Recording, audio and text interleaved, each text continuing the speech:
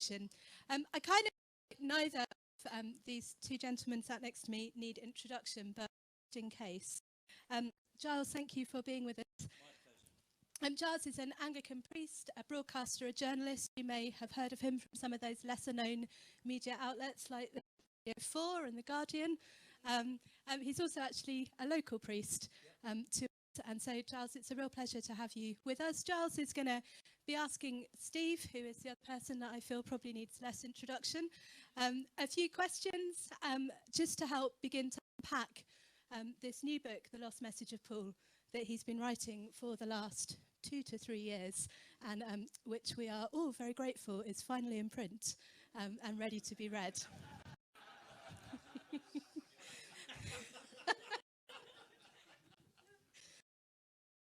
So we hope you will enjoy the evening. By the end of the evening, you may be inspired to read the book, in which case we do have copies available this evening. It's not published until next week, so you're the first people to get your hands on it and read it. And Steve will be signing copies as well upstairs afterwards. But I think with no further ado, I'm going to hand across to Giles and to Steve. Very much. It's a real pleasure to be here. What a lovely thing. I've been to the church. I have been to the church once. I've sat in the back and came and listened to Tony Campolo. Yeah, how can you not come and listen to Tony Campolo? One of my great heroes, actually. So I scurried away. My parish is only about a mile over there. I scurried away and finished the Eucharist very quickly. I skipped through it that day at 100 miles an hour and came here. And in fact, the first thing we happened is about 45 minutes. Yeah, I didn't need to have hurried, actually. No, we've not really cracked that. We now call it the community news. Very good. Yeah, but there's so much going on, so that's just another name for notices. We have about 30 seconds of notices, so that probably is a condemnation of my church. But anyway, it's very, very lovely to be here, and I've read this fabulous book, which is very much worth buying and digesting. And my job tonight is simply to put the little golf balls on the tees and let Steve whack them away. So that's really what I'm doing.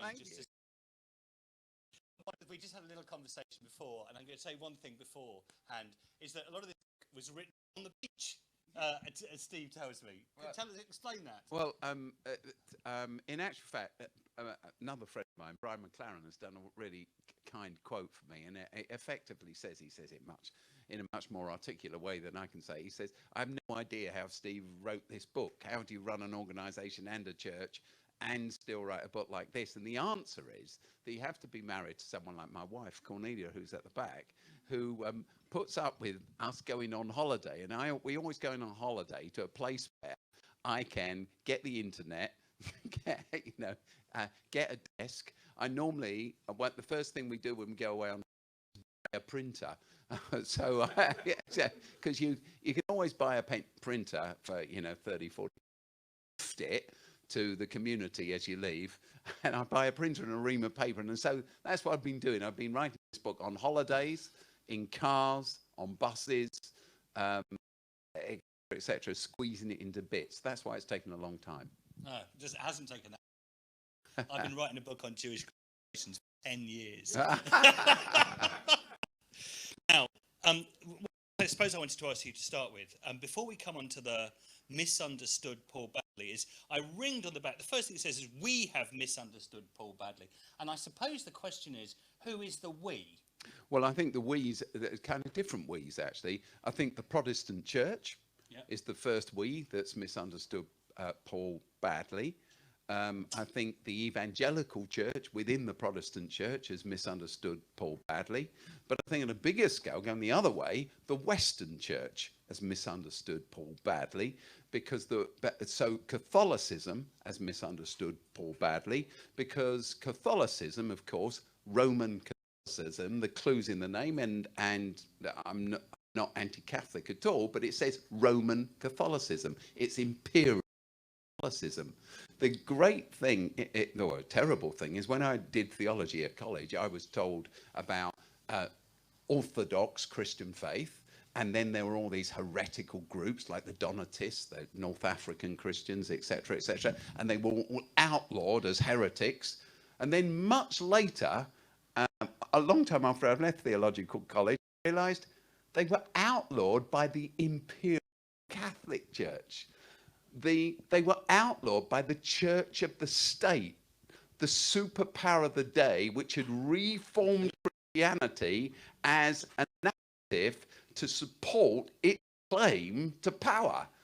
And there's endless people who've been written off through history, not because they're heretical, but because they said something that was uncomfortable for the powers that be. And so the Roman Catholicism and Western Christianity, Latin Christianity, but that's getting a bit technical, it chose to go in a certain direction. So I think the we is both the Western Church, the we is the Protestant Church, and the we is the Evangelical Church. And my dad was a Roman Catholic to start with. Then he left Catholicism and he came to believe that the Pope was the Antichrist. So it was an extraordinary thing. But I am both a Protestant and an evangelical. So I'm in the two of the we's that has misunderstood Paul. I got into terrible trouble once that I said on the radio once, apropos of what you said about the imperial power. I said, don't we realise that the Romans crucified him and then stole his religion? It made me out to be, but which is... So what's the shtick then? What's the big message here? So give us the book in the elevator lift. The elevator. You know, the elevator. Simply, it's this: because I grew up afraid of Paul. To be honest, I think that I thought Jesus was a nice guy, and he went around saying, "Love your enemies, be kind to people, go the extra mile." You know, I could get all that. But there was Paul, and I used to go to church and as a kid, and even the readings from some of the Pauline epistles were enough to kind of dry you completely, freeze you. They went on forever, and they were incomprehensible. But then, women in the kind of Christianity that I grew up in, women had to wear dresses. They weren't trousers. I remember going to a prayer meeting and a woman being asked to leave because she was wearing trousers. Yeah, exactly. There you go. Okay. That's what I grew up in. And then all of our church leaders were male. No one ever consider a woman. A woman couldn't be a deacon. A woman couldn't be an elder. A woman couldn't teach. A woman couldn't preach. There was all of that kind of stuff. Then I'm, this colour. I'm half English, half Indian. That's why my skin is this colour. And I became aware of the prejudice against black people and people of colour, and all of that was written into the Christian script, wasn't it? The apartheid thing and all of the theology against the civil rights movement. And then, I don't know, 20 years ago, as I got to know people who were gay, and my friends, these women were my friends who I loved. And I was in a church that despised all of the LGBT and thought they were on their way to hell. And so I believe that Paul basically was against the people I loved. Right. And so I thought, you've either got to throw this away, but the truth is Paul wrote or had written in his name or had written about him just slightly more than half of the New Testament. So the Acts of the Apostles he's the main protagonist in the Acts of the Apostles. So if you strip all of that out, you're left with nothing.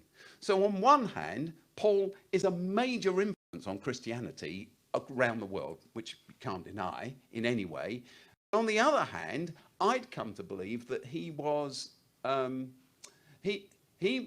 author of most of the things that I despised about Christianity. I remember talking to someone, I say this I remember talking to someone saying I was going to write a book about Paul, and they said to me, whatever you write, you will never change my mind. It was a woman. But in actual fact, I had already come to the conclusion that Paul wasn't this terrible excluder. He was the greatest includer. He was the great universalist. He was the great universalizer. He had this encounter with Jesus on the road to Damascus, whatever that was, I've got to tell you, I've been on that road to Damascus, and it's a pretty grotty road. Not very nice. I was there about 18 months ago. Oh, there you go. Oh, fantastic. In fact, I was there the day after we sent in the bombers Yeah. to bomb Damascus. And if you remember when we did that? Yeah. I went in there the day after that. It was quite a flash a UK passport just after we as we were going in from the Lebanon. But the road to Damascus is... Well, there was that Saul, Paul. By the way, he didn't change his name to Paul on having become a Christian. Paul never became a Christian at all. He was a Jew. That's the fact. He just believed that the Messiah of the whole earth. So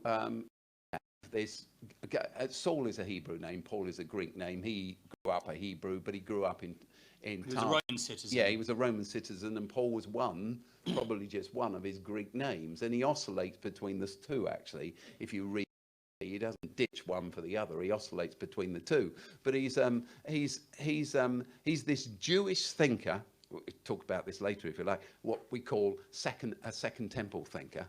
That's his worldview. That's the air that he breathes. That's the culture he swims in. We swim in a different culture. We are 21st century individualistic consumers, and everything we sit capitalists. And though we fight against capitalism, actually it's the air that we breathe, and we've absorbed so much of it. So when we read Paul, we read him through our lens, and we turn him into our. I say in the book, we become ventriloquists, and we turn him into our dummy, rather than reading him in his context. But if we read him as a second century, as a first century second temple thinker with a completely different set of cultural values, then you can begin to recontextualize him in what he actually said and who he was. Well, anyway, on this, he enters the road to Damascus to wipe out the followers of the way, the followers of Jesus. Now, why is he trying to wipe out the followers of the way? Not because, as Christians often assume, they were preaching that Jesus was the Messiah. And he was out to wipe them out, not because he didn't believe in a Messiah, believed in Messiah, he was a Jew. It was that they were following a dead Messiah, and a dead liberator couldn't be a liberator. Jesus' disqualification from messiahship was due to the fact that he was dead. So this is rather important. This is a very important thing throughout history as well. I need to give you a tiny bit of backstory for me from this conversation. My wife is Jewish. My wife is Israeli. I taught Hebrew at home to my children and my wife. So I have a very worldview, and one of the things that you rightly set Paul back in his Jewish context, which is terribly important. But the whole Messiah idea, of course, I've always thought that if you want to understand what the Messiah idea is, this is a terrible image for you to have in your head, but those caps that Donald Trump had, which was make America great again. Yeah. Well, the Messiah idea is make Israel great again. Yeah. That's basically what it is. Bring the king back, return the kings as we used to have them, and Israel will be great again. This is a political, religious leader who will come. So how can... Yeah. This is the question. How can a dead person fulfill that mission? Yeah, exactly Paul's problem. That's why he's out persecuting the followers of the way. He make Israel great again, man, to arrive, the liberator, the Messiah, but it can't be Jesus because he's dead. Now, he's got another problem. Not only is Jesus dead, but he's living in an age when the Roman emperor of the time has banned Jews from entering Rome. Jews are under huge pressure for their identity. So at the very moment when Jews have got to stand together and long for a Messiah who's actually alive, can kick the Romans out and make Israel great again, these people are diluting Jewish faith. They're following a dead Messiah, and they are mixing with, having table fellowship with, they're having meals with Gentiles. They are diluting Judaism at the very moment when it needs to get its best identity. So he's out to persecute them for that reason. So my point is, in the book, whatever happened to him on that road to Damascus, and I don't think, it was God on a microphone, Saul, are persecuting me. I think it was more to be an interior thing than an external thing. He's a young man. We know he was 6 to 10 years younger than Jesus. He's under huge pressure. I guess he's sweating on that road. He's a fundamentalist. He's driven. And some psychological thing happens. By the way, the account of Paul on the road to Damascus occurs 3 times in the book of Acts. And on no occasion does it say that anybody else heard voices. It's just him. Or saw lights. It's just him. Something broke inside. Psychologically. Psychologically, something broke. But anyway, that's all conjecture. The point is, whatever happens, this guy, he sets off to Damascus to slaughter these followers of the way. Something extraordinary happens, and for the rest of this man's life, he comes at the task of going telling people with the same energy, the same passion that until that moment was driving him to annihilate them. So he travels over more than 10,000 miles on the transport a day, which is basically boats, donkeys and walking.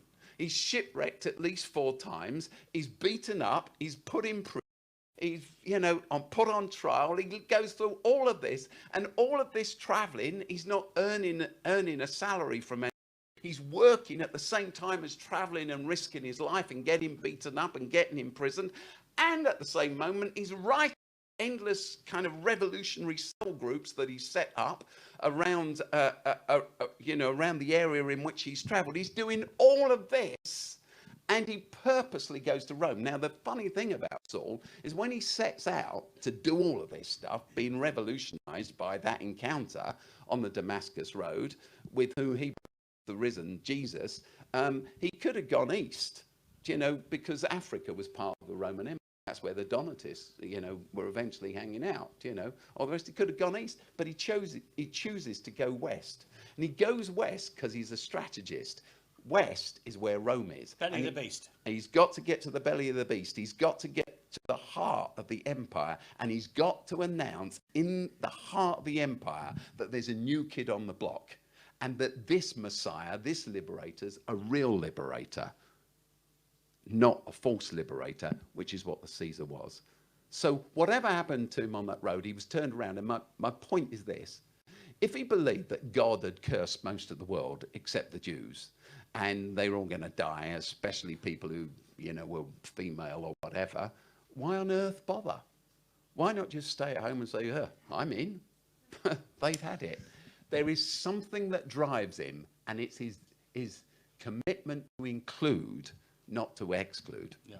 So this Messiah figure suddenly is reframed in mind as being a Messiah not just for the people of Israel, but for the whole world. For the whole world. And that's because Paul is a Second Temple thinker. I better explain what Second Temple thinker is. The Jews, the Jewish people, came to believe they were God's chosen people. I think now we've come to understand that God chooses everybody.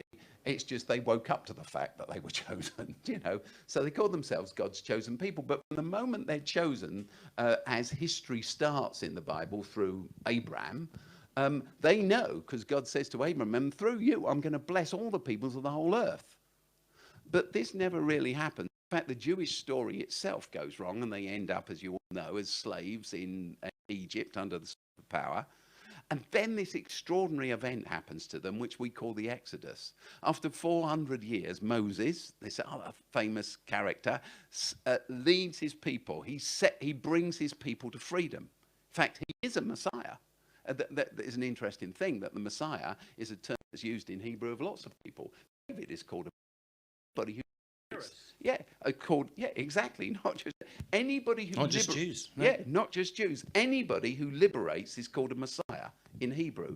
It's just that they were now looking, much later, looking for a big Messiah.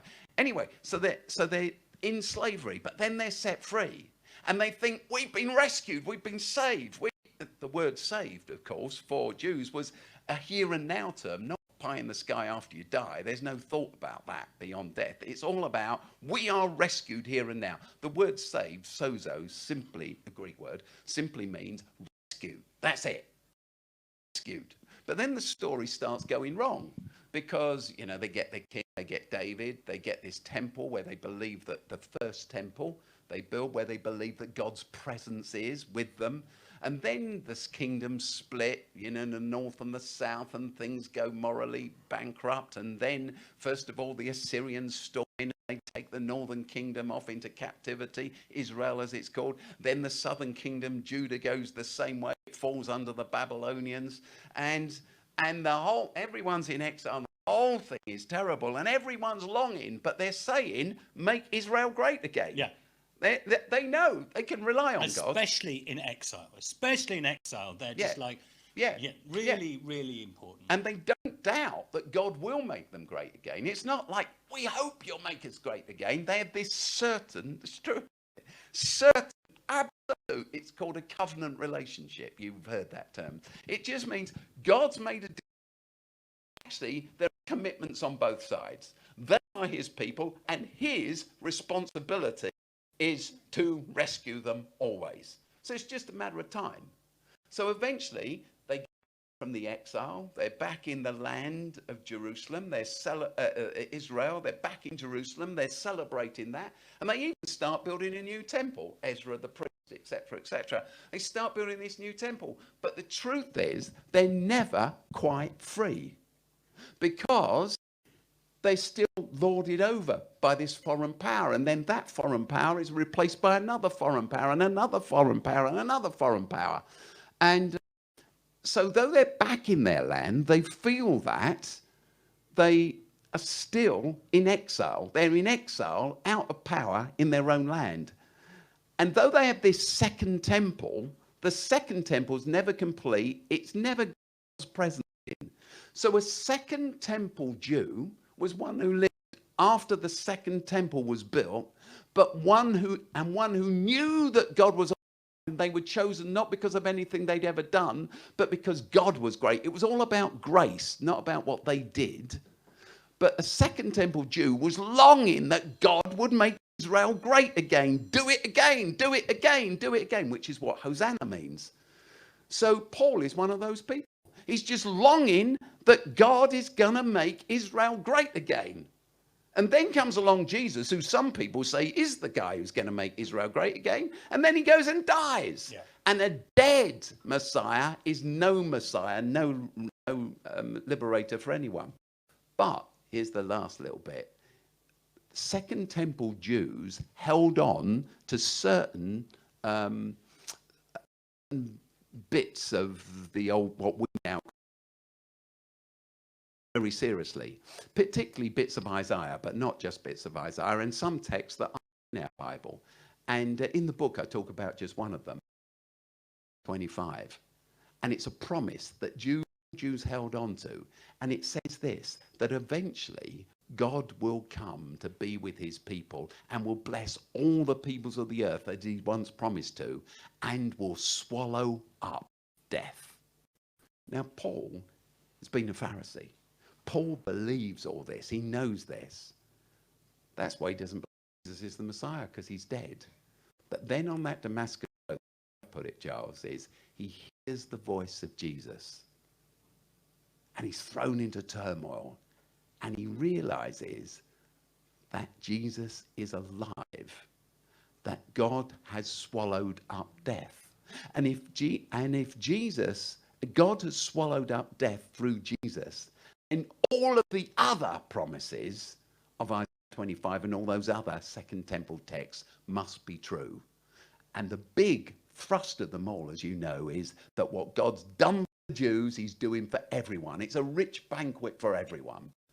Paul becomes committed to that, and he spends the rest of his life telling people, you're all in. The Jewish Messiah is now the Messiah of the whole earth. We're all in because of God, not because of what we do, but because God is our liberator.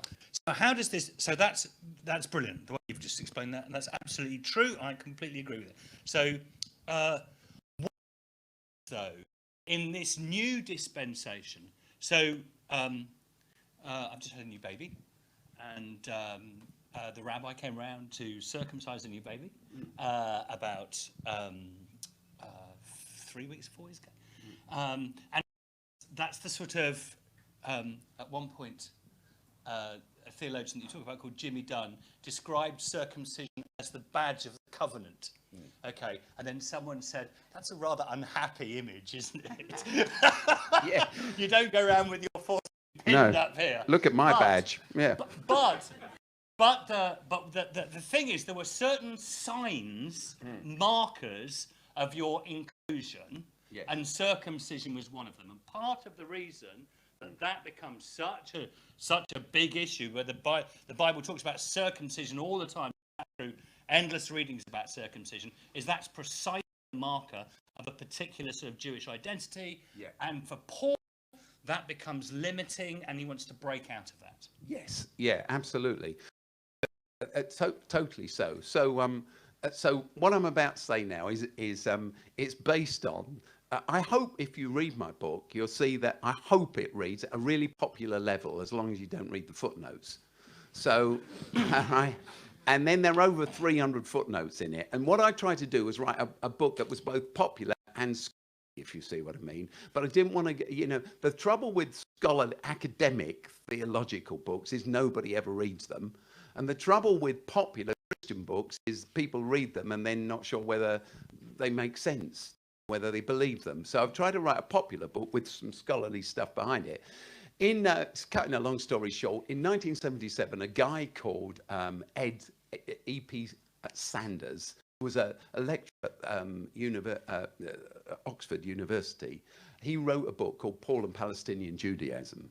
And it's true to say that all Pauline theology thinking ever since 1977 and Paul and Palestinian Judaism has been a reaction either for or against him. Yeah, so people like Tom Wright, you've heard of N.T. Wright.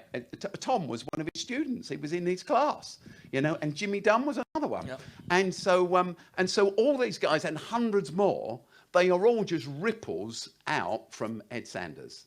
And what Ed Sanders was, to your point, Giles, we totally misunderstood Paul. In fact, Martin Luther, totally misunderstood Paul, because he said we are saved by our faith, not by our works, which is what I guess 90% of you believe. We're saved by our faith, not by our works. And, said Luther, that's what Paul taught. Well, and that often gets slightly interrupted with. That often gets read as Old Testament equals works, New Testament equals faith. Yes. And that's a misleading... really misleading, because even the word for grace, hesed, is a Hebrew word. It arises from the Old Testament. That the people of the Jewish people, if you stopped an Old Testament Jew and said to him, look, would you like to pray this little prayer so that you can be saved? He or she would look at you as though you'd gone mad. They would say, what do you mean? I'm already saved. I am saved. I'm Jewish. We are saved. It's not even about me, it's us. Oh, you say, well, and you're not saved, sorry, you're saying this, and you're not saved because you follow the rules. No. The rules are simply markers of the fact that you've already been saved. Yeah. And that's a crucial distinction. Distinction. So tonight I've got a jacket on which hasn't got a little Oasis badge, but I often wear a jacket with one of those Oasis wiggly O's. There's not even one. Oh, there's one down there. There's something. Yeah, well, yeah. That's our O of inclusion, because we are inclusive. So it's our badge. All our kids in all our schools have their badge on their blazer is the O. So I wear a little badge on my jacket, which is the O of inclusion. And it's a badge which is just saying, it was telling a story that's much bigger. Oasis is inclusive. But if we come to the place where we say, you're not part of Oasis, you've not got a badge, then the badges become more important than the truth. The Jewish people believed that it wasn't individualistic, it wasn't about me, it was about us. We are God's people because God has rescued us. Nothing to do, everything to do with God. That's the deal. Now, because we know that we are rescued, because we know that we're in because everyone's in, we have some badges. One was circumcision, and another was the food laws, Sabbath, etc.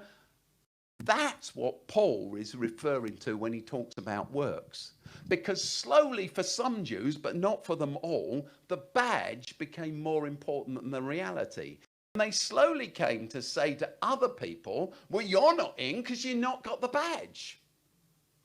And Paul is saying, no, it's not about those works. It's not about circumcision and food laws and keeping the Sabbath. Everyone's in. You're saved by... Do you think Paul continued to keep kosher? Do you think he kept kosher? I think he probably did. Yeah, I think he probably did. And the thing I was going to go on to say, so the other part of what we misunderstand about Paul saying, you're saved by faith and not by works, it's clear, by the way, that Paul was very concerned with what we did. He spent over half of his text, read any of his letters, is about don't do this, live like this. Put off this old way of life, love people. Don't lie, don't cheat, don't do this, don't do that. Live like this, live like that. Well, for someone who's not very concerned with how you live and what your works are, he seems to spend an awful lot of time talking about what your works are. He's saying you're saved by your faith. You're saved by faith, not by your works, not by having the badge of circumcision. But the other bit we've misunderstood of the little phrase, you're saved by faith, not by works, is the word faith. We've misunderstood works and we've misunderstood faith. Because faith, the little Greek word pistis, which translates, it's important to say, Paul's a Jew. So what he's thinking is Hebrew thought. Every Greek word he uses is only there to translate a Hebrew thought.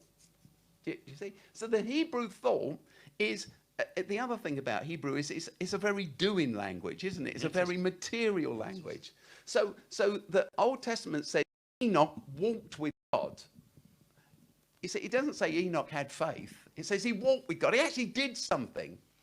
So we know that the word faith, pistis, the Greek word, means faithfulness. So you are saved by faithfulness, not by your works. So this is an intervention. Yeah. So like, Sorry, because you're talk for too long. And have we talked for too long? Do you want us to stop? We'll talk. No, we're right for a bit long. No, yeah. I'm and going to have Nathan, tell us when we should stop. Yeah. Can someone get me another? Anyway, Jaina Dombeviksha. I'll have another glass of red, please. No, thanks.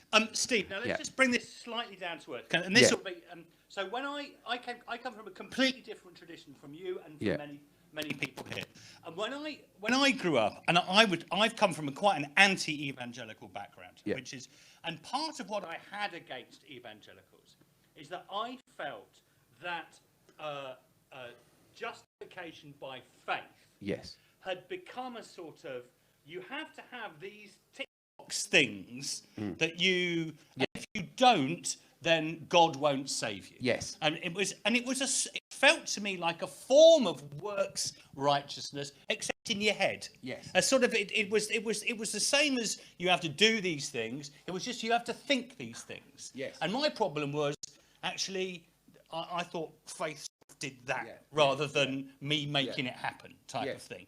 Now, that criticism is, in a sense, one of the things you're responding to here. Yes, it is, because, in a minute, I've written a Bible verse on my hat, because I know that evangelicals love Bible verses, and I know that evangelicals hate people who misquote Bible verses. Oh, do they? Yeah.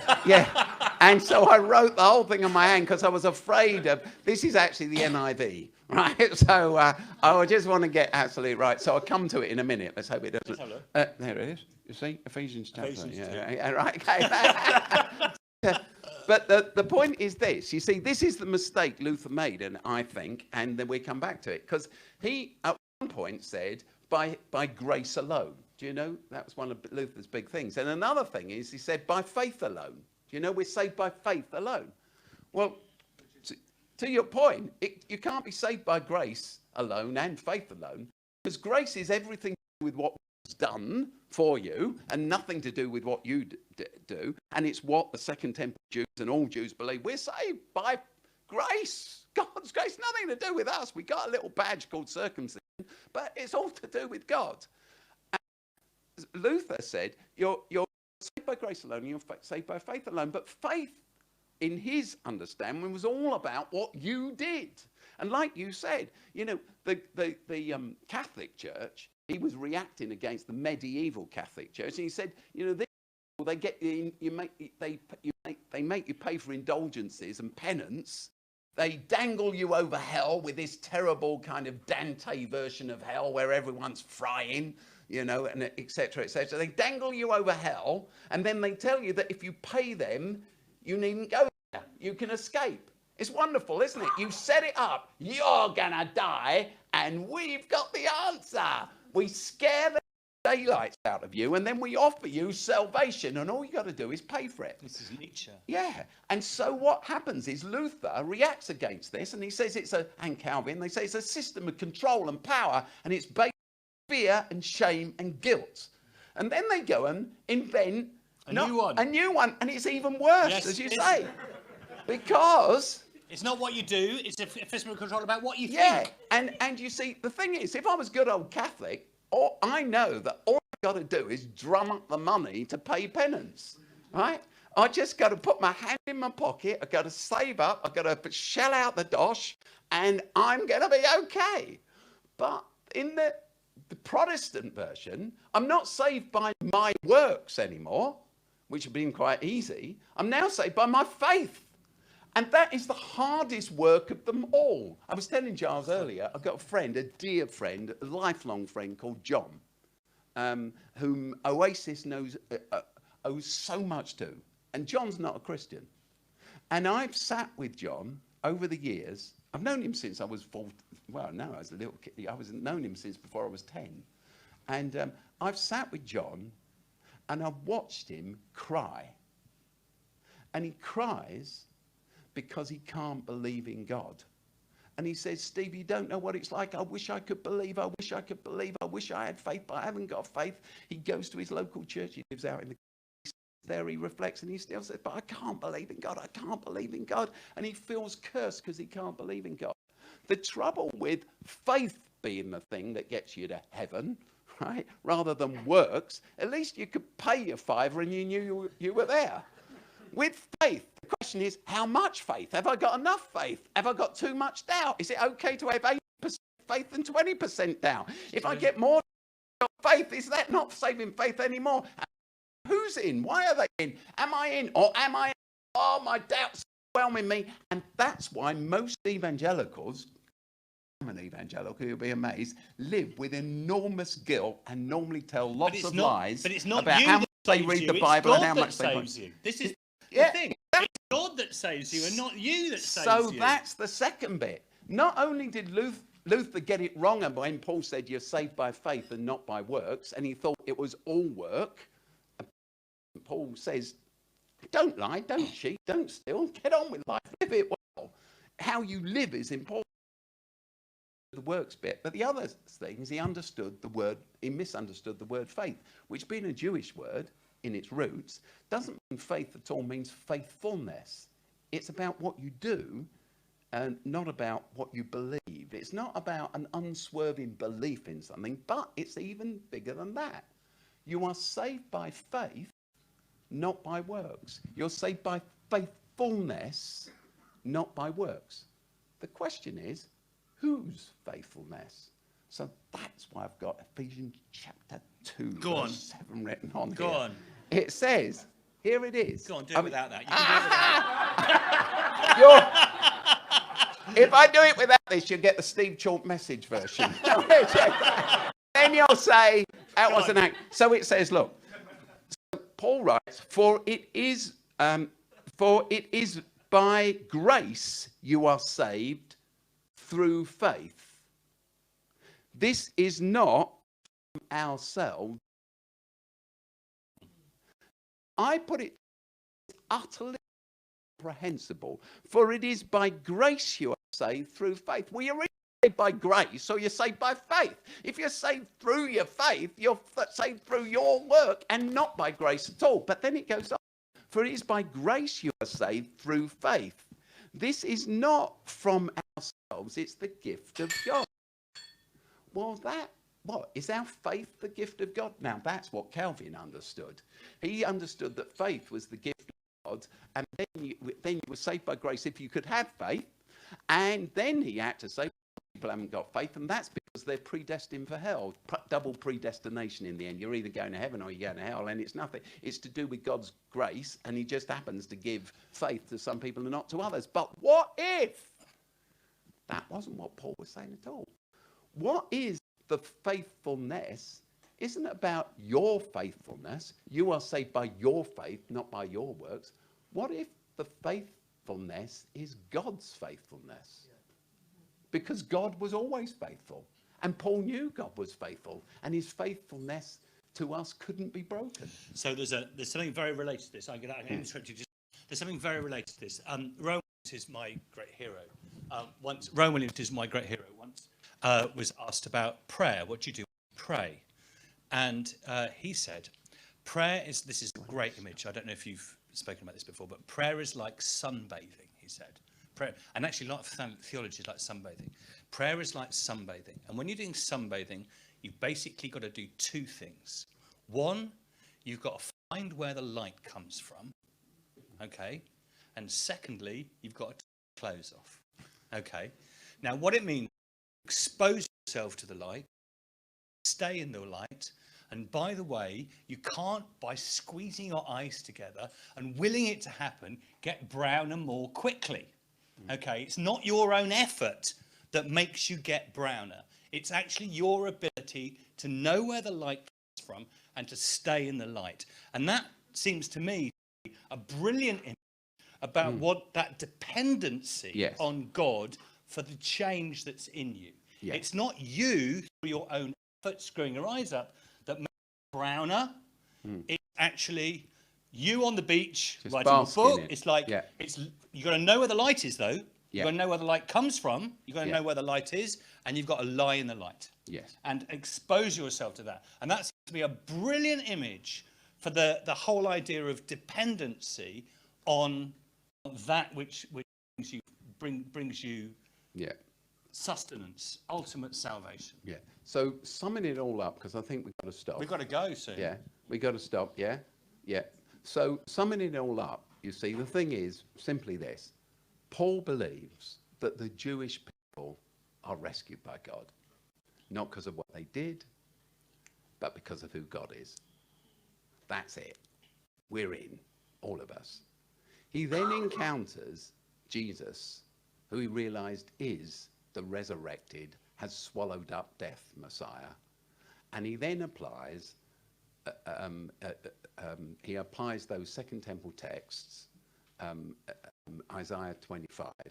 God swallowed up death. Therefore, he's set at this wonderful banquet for all peoples of the whole world.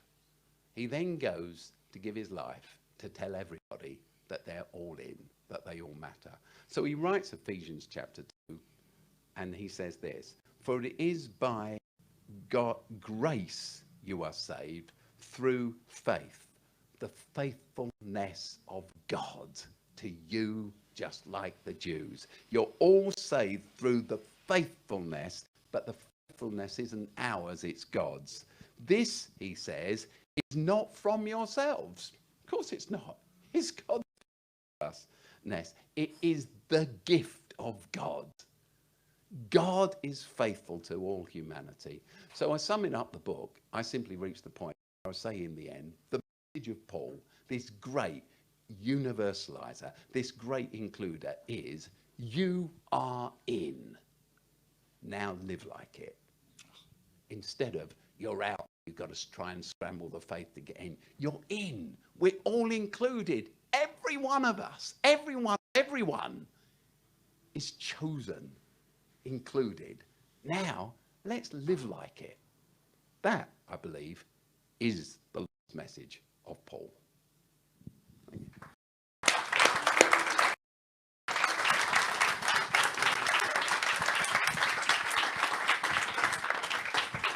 Amazing. Thank you. So are you looking forward to reading the book? Excellent. The right answer. Steve, I think just a little from you maybe about this evening we have all enjoyed some free wine and some snacks, but Steve just wants to talk to you about that. Yeah, if I could just say, so that is out the theology that drives Oasis. That's why we've got our O of inclusion. That's why in this place we run this coffee shop, the local library, secondary school, a sixth form, a primary school across the road, a farm over there, a children's centre down there. We created housing for a family of refugees. We don't do dozens. We run a food bank, a debt advice centre,